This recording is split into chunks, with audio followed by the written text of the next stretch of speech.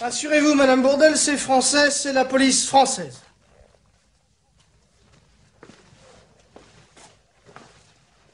Alors, Ausweis, papier, s'il vous plaît.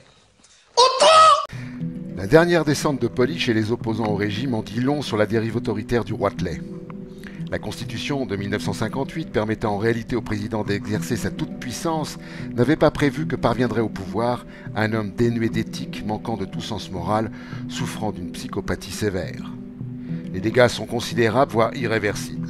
L'Assemblée nationale est virtuellement dissoute, les médias, à quelques exceptions près, assurent le service après-vente du régime, les forces de police et de gendarmerie sont exclusivement utilisées à des fins répressives, les mouvements de contestation et de revendication sont criminalisés, les politiques écologiques sont reléguées aux intentions, le marquage et la surveillance de la population n'ont jamais été aussi développés.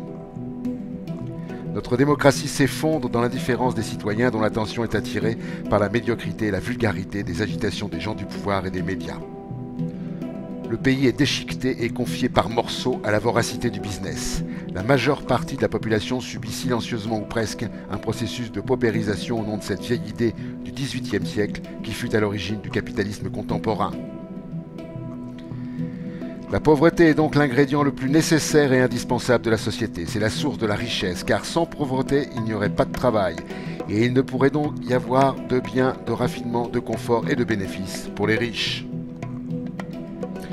Nous allons rejoindre sans y prendre garde les pays qui sont en passe de sortir du champ démocratique, États-Unis, Autriche, Italie, Brésil, Pologne et tous les autres. Il fallait que nos démocraties soient bien faibles et peu démocratiques pour qu'elles s'effondrent aussi facilement.